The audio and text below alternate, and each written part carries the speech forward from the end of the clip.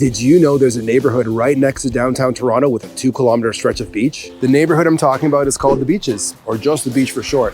In my opinion, it's one of the most family-friendly neighborhoods in all of Toronto. And in today's video, we're gonna see what living in The Beaches is really like, what people do for fun, what the best schools are, what the real estate looks like, and of course, what the beach is all about. Be sure to stick around till the end of the video because we're gonna take a look at 3 different properties in 3 different price points and see what they sold for. So if you're thinking of moving here, you'll know exactly what to expect. Let's jump into the real beaches lifestyle.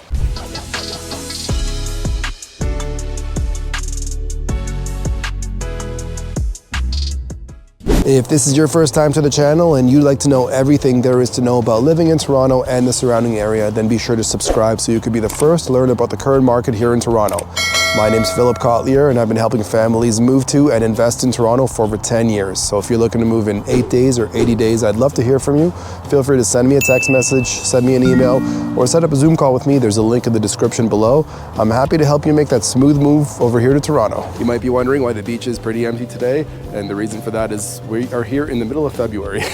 If this was the summertime, this place would be fully packed with people doing all kinds of fun things, but in February it's a little bit different of a story. We don't have any snow this year, it's a very mild February, so I thought it'd be a good idea to come out here and show you what life is like in the beaches. Another fun thing that happens here in the winter months, the city puts on an art installation transforming all of the lifeguard stands into art installments. I'm walking through one of them here, and there's a few more we're going to take a look at as well.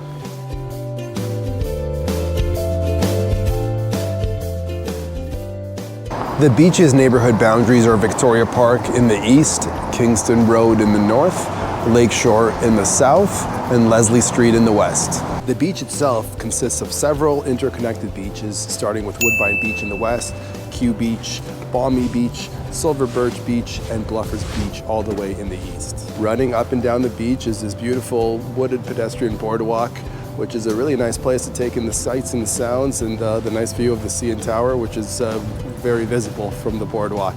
Just next to it over here is the Martin Goodman Trail System. This is a 56-kilometer trail system that interconnects the east side of the city to the west side of the city, kind of hugging the waterfront. It's a great place to take your bike out and just kind of go down the water's edge and enjoy the view all the way down.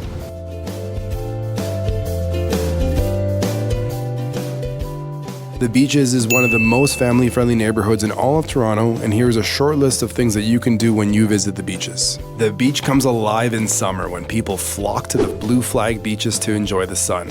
Exciting board sports like kiteboarding, stand-up paddle boarding, and even surfing have taken off over the past few years and bring action to the water that is fun to watch. Enjoy a festival at Woodbine Park. This 28-acre park features multiple festivals throughout the year, including Afrofest, Ribfest, the Toronto Food Truck Festival, Q107 Day, and Canada Day weekend. Watch the fireworks at Ashbridges Bay Park.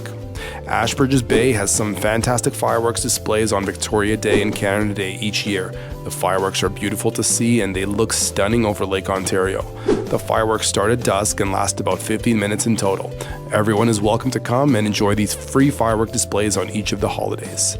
Beaches Jazz Festival. For over 30 years, this festival has been bringing together world-renowned jazz performers alongside local talent to create an unforgettable experience for all ages. With over 1 million attendees every year, the Beaches Jazz Festival is one of Canada's largest free music festivals. Watch a movie at the Fox Theatre. Looking for a theater experience unlike any other? Look no further than the Fox Movie Theatre. This iconic establishment has been around since 1914, making it the longest-running continuous theater in all of Canada. And not only that, the Fox is also fully licensed to serve alcohol so you can enjoy a beer or a glass of wine while taking in a show. Here are a few other things you should definitely check out in the beaches.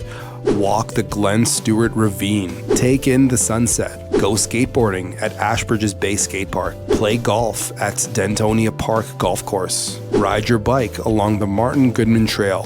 Go skating and tobogganing in Glen Stewart Park. This street here is a good example of the typical types of homes we find here in the beaches. We have a lot of these Edwardian homes, which is the original style of homes that was built here, and a lot of them are being replaced by newer modern homes with kind of unique features in themselves. One that I'm going to touch on quickly is this house right over here.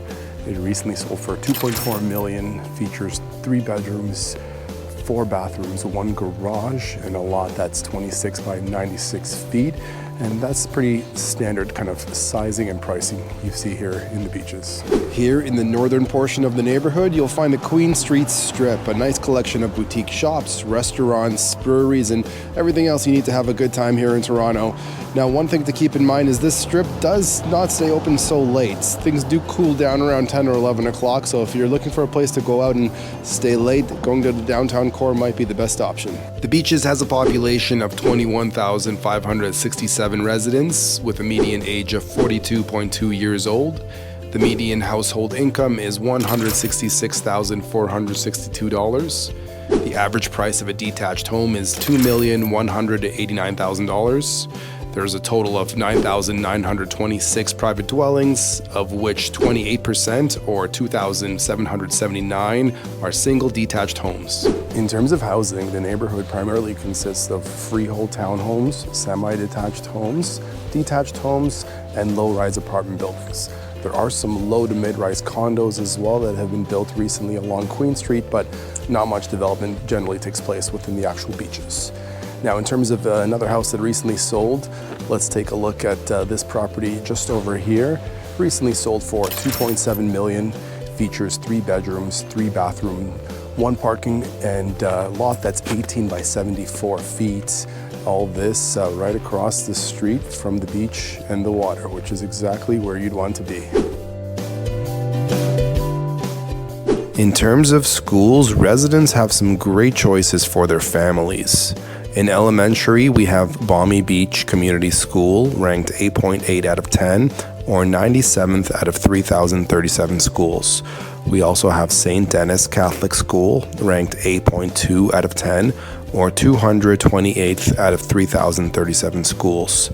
In high school, we have Malvern Collegiate Institute, which services the neighborhood, and it's ranked 8 out of 10, or 63rd out of 739 schools.